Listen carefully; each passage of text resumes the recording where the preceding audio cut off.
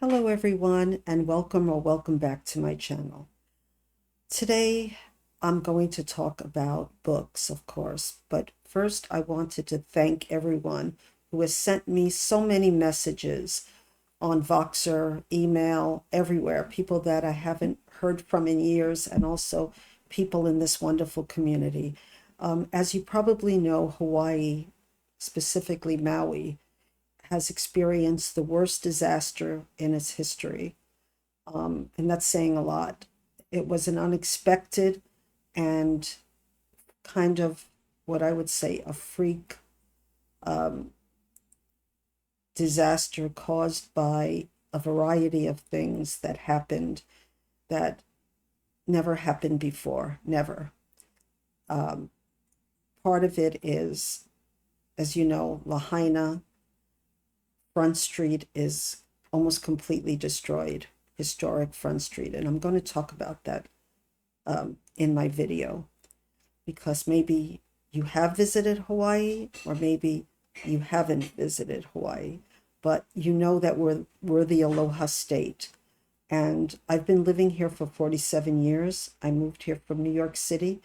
And why I stayed mainly is because of the people that have so much aloha in their hearts that, and that's what I want to talk about. I'm not going to show you pictures of the disaster that you've probably seen on TV, on the news, but I'm going to talk about the rebuilding of Lahaina and the help that you can give, that we can give to the people of Hawaii. So I'm going to start with something positive, and it's a picture, and it's going to be here, but I'm going to read you what it says. And it's just shows the aloha that people give here when a hurricane happens, or in this case, a horrible unexpected disaster. It says, please stop by for some food, water, restroom stop, shower, clothing.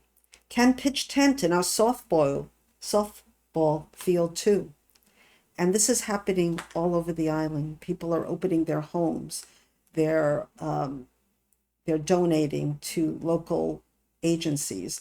The Hawaii Humane Society, because many dogs, cats, feral cats, people are they can't get connected back with their animals, so that's something you can donate to.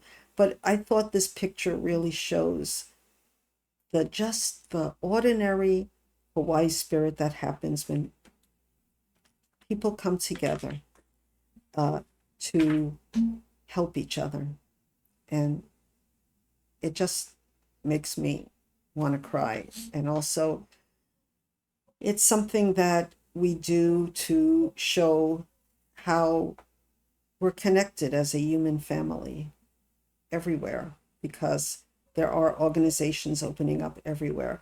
One that I want to talk about, just mention, because there's a lot of scams out there too, but I checked this one out, and Maui Strong Fund online is started by the Hawaii Community Foundation to support residents affected by wildfires, which firefighting crews continue to battle in Lahaina, Pulehu, Kihei, and upcountry areas. Individuals can donate, can be made at www.hawaiicommunityfoundation.org/Maui Strong one day ago, and I'll have all of that in the description box. There's also the Red Cross that I will also put down in the description box. I also wanted to talk about maybe something that's not as well known except for Hawaii residents, and that's the banyan tree. And I'll have another picture over here showing what it was before the fires, and they're still hoping that it can be saved. As of yesterday, I haven't checked. So let me tell you first about Front Street. which was almost destroyed. Front Street, once called Alanui Moi, or King's Road, Front Street was the epicenter of the Hawaii Kingdom from 1820 to 1845 and home to King Kamehameha III. His palace complex was built on Moku Ula, a small island surrounded by a moat that is now turned beneath a park at Front and Shaw Street. And this was I got this from the internet, February 20th, 2020. So for generations, the banyan tree along Lahaina's town's historic Front Street served as a gathering place, its leafy branches unfurling majestically to give shade from the Hawaii sun. By most accounts, the sprawling tree was the heart of the oceanside community, towering more than 60 feet, 18 meters, and anchored by multiple trunks that spanned nearly an acre. For 150 years, the colossal tree shaded community events, including art fairs. It shaded townsfolk and tourists alike from the Hawaiian sun, befitting for a place once called Lele, the Hawaiian word for relentless sun. And if you've been to Hawaii, you know that feeling of relentless sun. Not so much heat as the heat from the sun. So ring by ring, the tree has captured history. The tree was just an 8-foot, 2-meter sapling when it was planted in 1873, a gift shipped from India to commemorate the 50th anniversary of the first Protestant mission in Lahaina. It was planted a quarter century before the Hawaiian Islands became a U.S. territory and 7 decades after King Kamehameha declared Lahaina the capital of his kingdom. The town, a 20-year-old resident who lives in Maui, Kama'aina like me, said the town could have survived the banyan tree burning down, but nothing can survive with the whole town burning down. And his name was John Sandback. And this really affected me because when I went to Maui in the 80s, I walked down Front Street, and it was made of wood. The whole town almost was made of wood. So you can imagine that if something was going to burn, that was going to burn. And there were a lot of artifacts and museums and people's businesses, of course. And so the banyan tree might survive, and Maui is going to survive with our help. So I wanted to bring some positivity through the disaster that's happening in Maui, and in some ways the Big Island too. Big Island is called Hawaii. And I've been very sad, of course, these last few days, because I didn't know what was going to happen. No one knew. And I went out, of all places, to the dentist that day, and the wind what happened was Hurricane Dora was passing south of us. And we always worry about hurricanes that hit Hawaii. And I've been through 2 hurricanes since I've been here. Mostly the one Eva in 1983 and Aniki in the 1990s. But usually we have time to plan for that. And we knew that Dora was passing, but it caused such high winds. And I live on the west side of an island too, Oahu, and we have wildfires, and it's very dry in the summer. So when the winds was happening, that we weren't expected this much wind, it caused a lot of the structures, the phone towers, to ignite. That's what they're thinking happened. And there was no time for people to really find out what was happening uh, enough time to be able to evacuate. The sad part, and I can understand this because I don't drive, and right now we have one car. So if I was left without a car, to get out would be very difficult. And that's probably most of the deaths were caused by people who had mobility issues or no car and weren't able to flee in time. And that's why people ran to the ocean. So, yeah, made me think that I also am in a situation as these people were if this should happen in my island, in my town of Makaha. It also, is coming at a time where I'm going on vacation. And as you can see by all the suitcases in the back, I'm not taking all of them. I just took them out to see which one I want to take. And so I have mixed emotions right now. Happy to see my grandchildren, my children who live in Minnesota, and also worried about my island, my home, which is Hawaii. Well, that's what I have to say about Hawaii. Now I'm going to go to the book part of my video and tell you why I think reading one book in 2 months is okay. Of course it's okay. But beside this disaster that happened, this has been a tough month for me and some of other booktubers. A lot of things have been just, life happens, but it hasn't been a few good months for me. So, but I do have a wonderful book that I've read.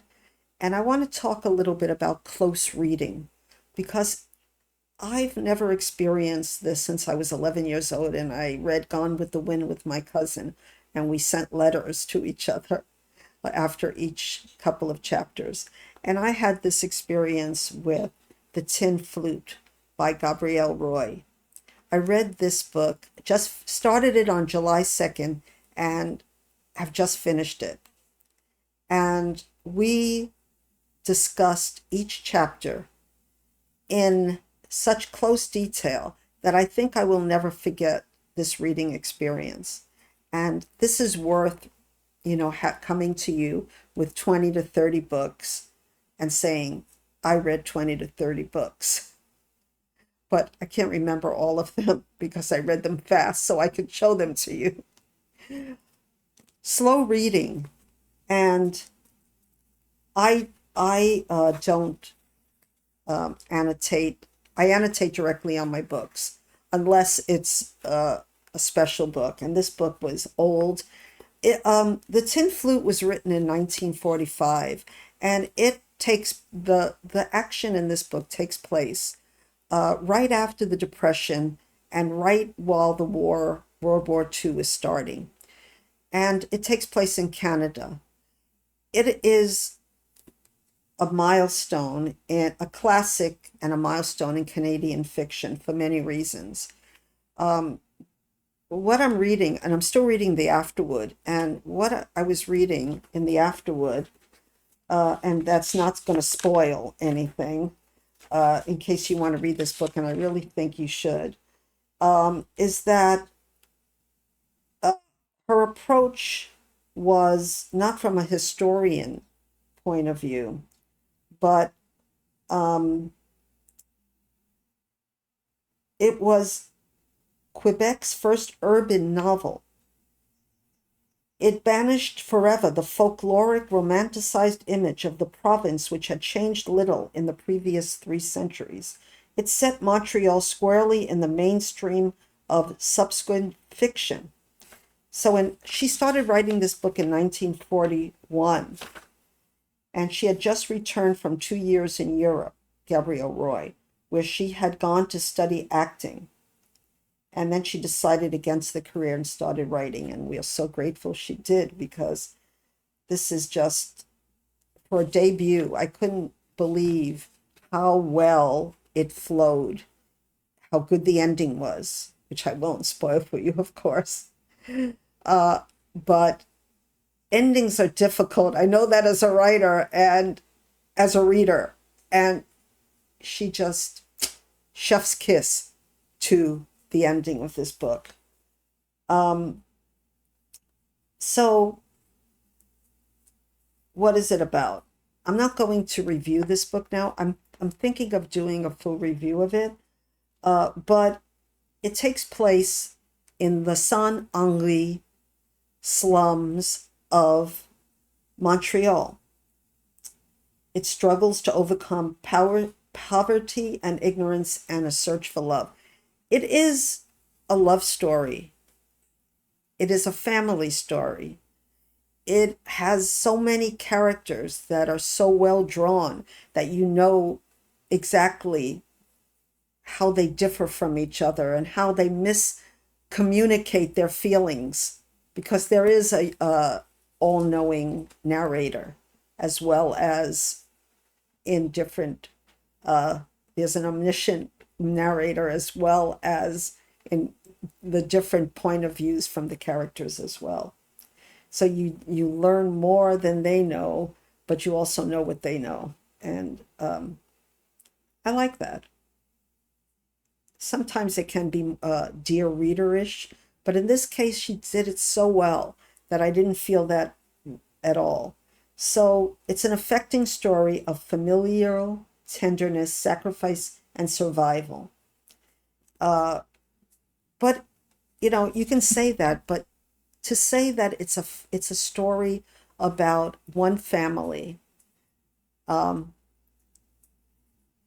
close look at the one family, the Lacases, and the mother who's ever suffering but has strong feelings and endurance, a young girl who wants to elevate herself but at the same time find love.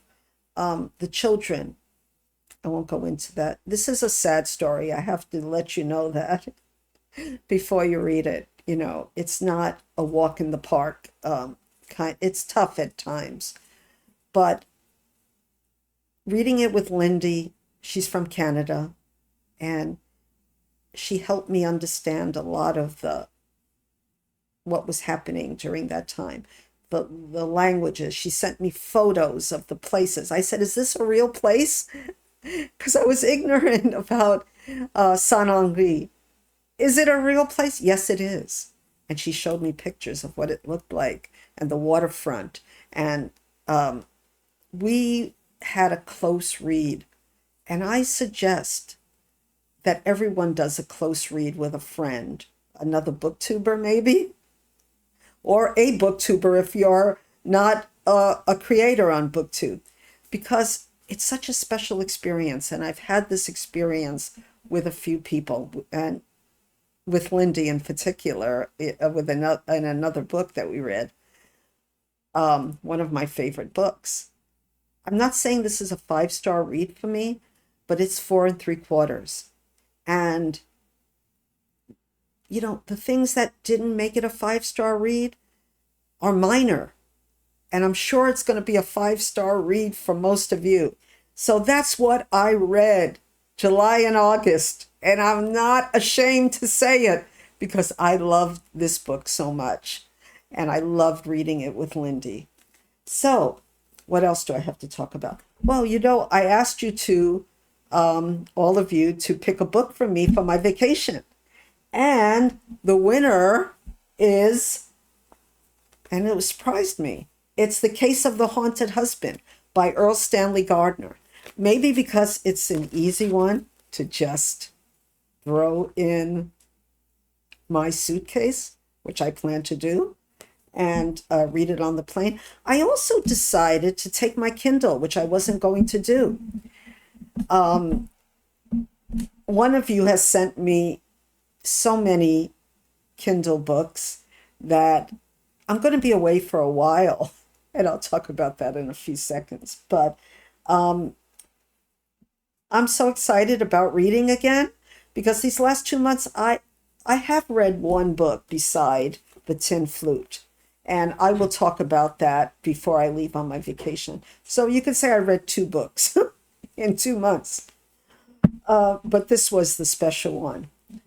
But I have started a book that I will talk about later. And it was one of the 4 that I asked you to take on the trip, but I couldn't help myself. And I will talk about that, which one that was in my next video, which I hope will be soon before I leave. I might be leaving. So I go standby because my son works for an airline. And I'm not exactly sure exactly when I'm going, but he put me down on the list for next Sunday. So I can't believe that's why all these suitcases are here. Not because I'm taking all of them, but because I am taking a backpack, a cane, and a purse. And my partner and I are sharing one suitcase. But we might take a small suitcase because we're stopping first in Minnesota. And I plan to take everybody wants gifts.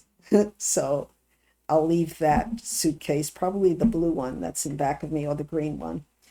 Let me see if you can see it. I'll have to move. I don't think you can see it, actually. It's a green one, though, and it's a hard-covered one, and I might take that one. I made the mistake of taking that big honking one behind me, and I had to pay $100 for oversized suitcase. Don't ever do that. It's not worth it. I have to say it was my partner's idea, not mine, to buy a suitcase that big. I also bought a pair of glasses so I can see. They're a little big for my face, but I don't care. I want to be able to see. I'm going to Paris and I want to be able to see Paris. As I think it was, who said this? Was it Audrey Hepburn? That she said Paris is always a good idea? If you know, let me know in the comments. So I'm excited that I have the feeling that I want to read again, and I read every night. And this has just started since the middle of the Tin Flute. So I'm happy that my slump is over and that I'll be able to read so many good books that I have on my TBR.